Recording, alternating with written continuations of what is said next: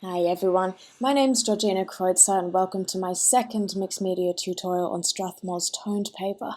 One of my favourite things when creating art is playing around with rendering surface textures, and I love the contrast of sleek polished metallics and rusted patinas. I'm going to run through a tutorial of both, first a step-by-step video of a metallic surface, and then a time-lapse of a rusted patina, and explain my thought process as we go. So here I'm using a Roymax soft pastel. It doesn't have to be this particular pastel that you use, but I particularly like this style of pastel as it blends beautifully. I'll just speed it up here as I'm just blocking in some highlight. And the first thing we want to do on this metallic emblem is put out our highlights and start blocking those in. And this is such a beautiful soft pastel that it can be easily blended with a brush, as you can see here. And I like to use that to just block in those first colours. And next I'll grab some colour and start putting that down over the top, also in soft pastel. And you'll see how beautifully they blend together. Now this brush is actually nothing too special, it's just a Winsor & Newton watercolour brush that's quite old, and I like to hang on to my old brushes to use them for this kind of thing. And so here we are adding on some orange pastel just to warm up our base colour.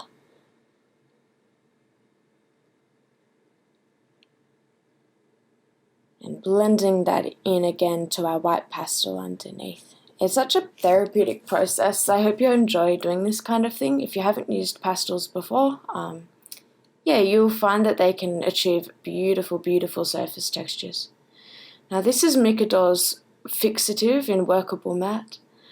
And I just apply this each time I do quite a heavy layer of pastel, and as you can see it dries very quickly, and quite quickly after putting down a layer you're able to start working again, start layering up more details. This is a white charcoal pencil, and what I want to do here is fill in some of the highlight that need a bit more crisp detail, so filling in those edges and the smaller details. Once again, as I didn't mention before, you can find our reference image in the sheets on the Strathmore website. Now our highlights once again are coming from the top right corner, so that's something we want to be aware of throughout the duration of our drawing. And just here I'm putting in some blue to counteract the highlights on the top right hand.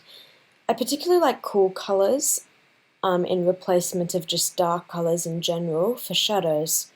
I think there's a bit of an allure of the final drawing when there's blue that's counteracting especially what is a warm coloured object. So this golden emblem that we're drawing, at the end you'll see how the blue really actually makes the warm tones stand out even more by contrast.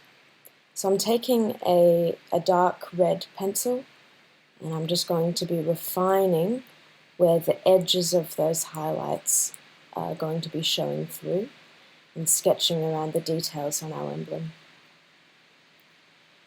So here I'm just kind of mentally processing where I want to be drawing.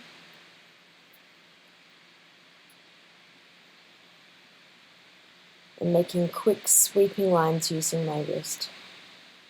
Using that same colour, I want to block in the first shadows of our lettering. And just once again with quick strokes colour that in. I'll just go through and continue to do that until all the letters are done. And now I've taken a dark water-soluble pencil. This is a Faber-Castell watercolour, and I'll just work in from the bottom up. Something I should note is that the pencils I've used so far have all been non-water soluble. So because these letters are indented into the metal, you would find a shadow line on the top right corner in contrast to the highlights right next to them. So I'm going to be putting those in, and we're slowly going to be building up the details that are going to make this image pop out from the page. It's paying attention to these small details that's going to make all the difference in the end. So taking a water-soluble brown pencil, I'm just going to be filling in some colour around those letters and around the emblem in general, putting a little bit over the earlier pencil. And here we'll be putting down some watercolour water for the first time and blending those colours together. And this is when you really start to see the first smooth rendered qualities of the final drawing. It's important just to put on a little bit at first, particularly if you're not quite sure how strong the pigment is in the pencils that you're using. Obviously you can always add more, but you can't take away once it's there.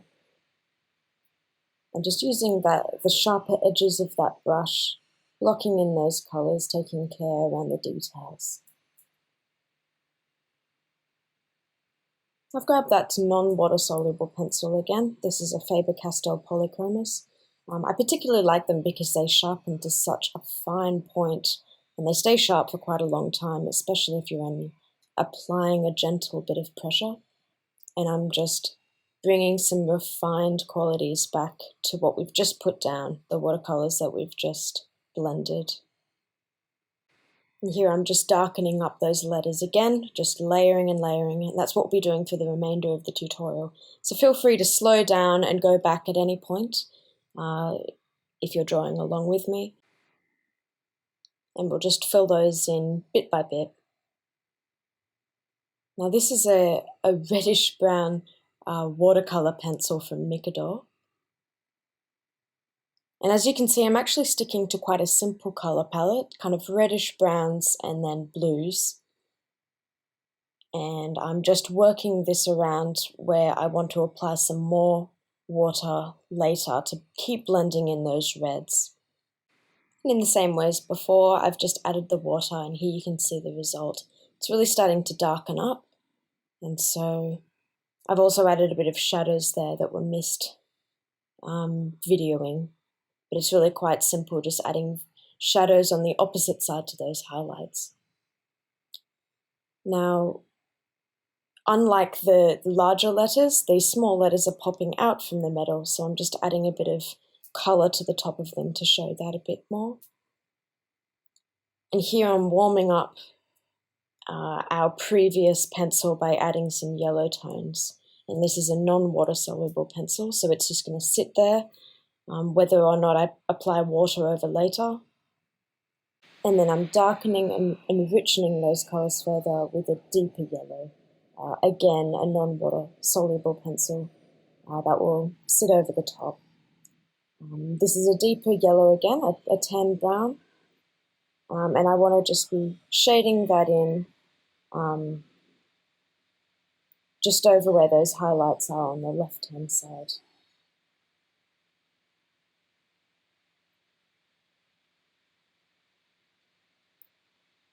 Now I'm taking a water-soluble pencil, and I'm just putting this over some of the highlighted areas.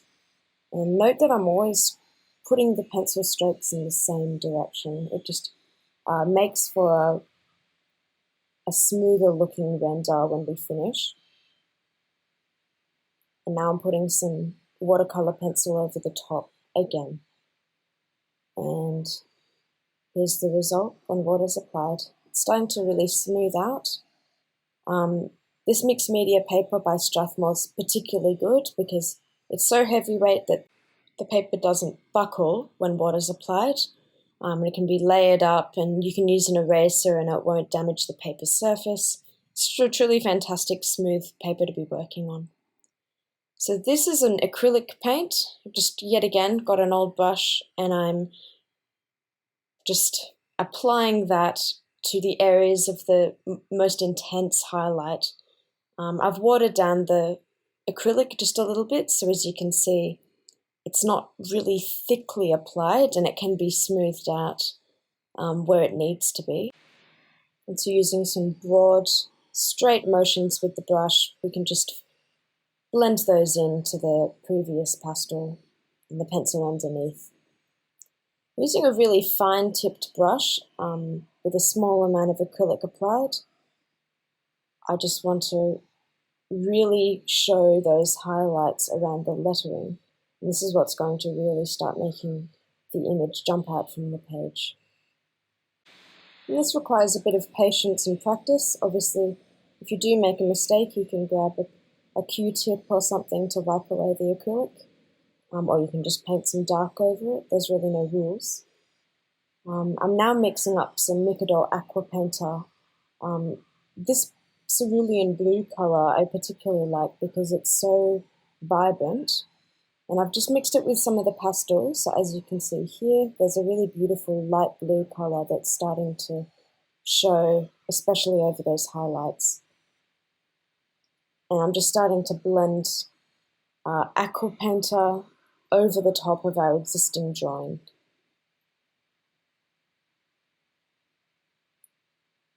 Now this part's something that often gets neglected until the very end, but adding shadows around the edge, so the image is not just flat on the page, it truly looks like it's going to start standing out when the image is done. I just used graphite pencil blended with a tissue.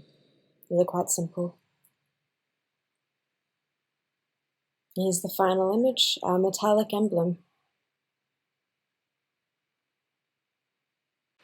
In part 2 of this tutorial, I'm going to be showing you a patina emblem.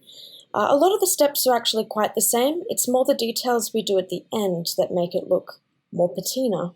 So as you can see, I've already put down a bit of that pastel highlight that we did at the beginning of the previous drawing, and I've already blended it.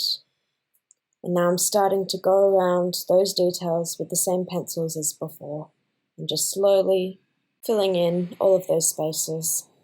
It's really quite a therapeutic process, especially if you put on a favorite record or sometimes Netflix or audiobook.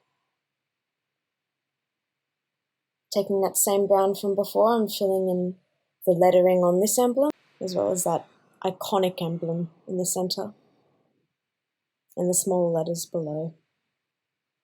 At this point, it's just very simple, very easy to follow along.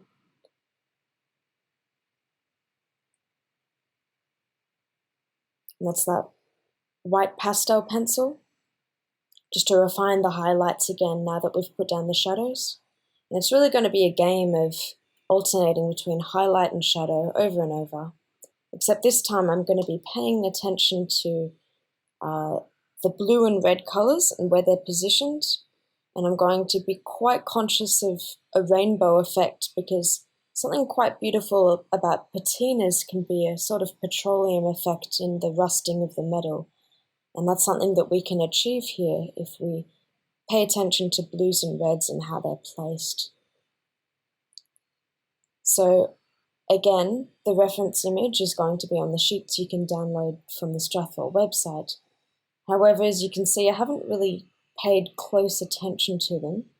And I encourage you to not get too angsty about getting the details exactly right on whatever reference you're looking at.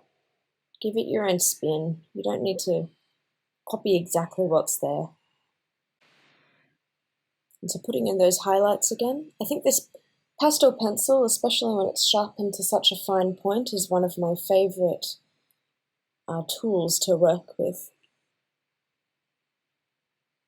And if you find that it's a particularly soft pastel that you're working with, make sure that you do invest in a good fixative spray. And a good tip I want to give is hairspray actually does a fairly good job if you're doing this on the fly and you don't have a proper pastel matte fixative on hand. I wouldn't recommend it if you want archival quality artworks, but it certainly does the trick if you don't have anything else. So what I'm making sure to do is that we've got highlights around those details, and really you just fill in color, kind of patchwork your color around the rest of the emblem. What I want to be doing eventually is concentrating blues down the bottom and yellows and reds towards the top. Because our highlight's on the top left this time, as I said before, I like to use blues as a shadow, and so I'll be concentrating them on the bottom right.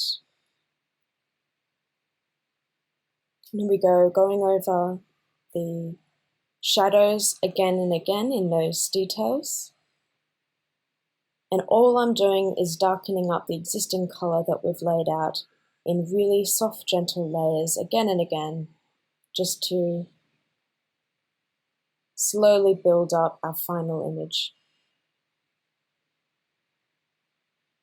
And if you wanted to use a water-soluble black or dark brown for those letters, as I did, at any point you want, you can get a fine paintbrush and darken those up.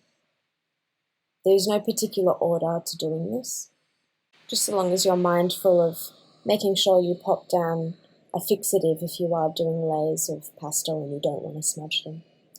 So this is probably my favorite part. I'm taking a really fine paintbrush again, and I've just dipped it into a watered down acrylic paint. And now I'm just adding on kind of little dents and scratches in the patina on the surface, and also really sharpening up around the edges.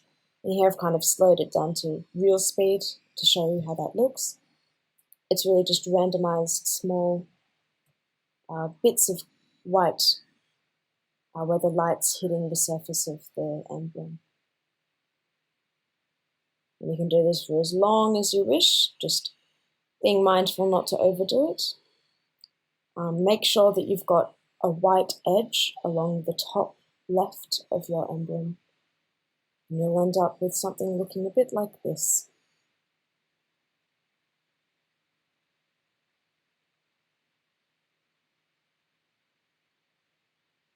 And there you have it, a patina emblem. Thank you so much for watching, guys. I'll see you for the next tutorial.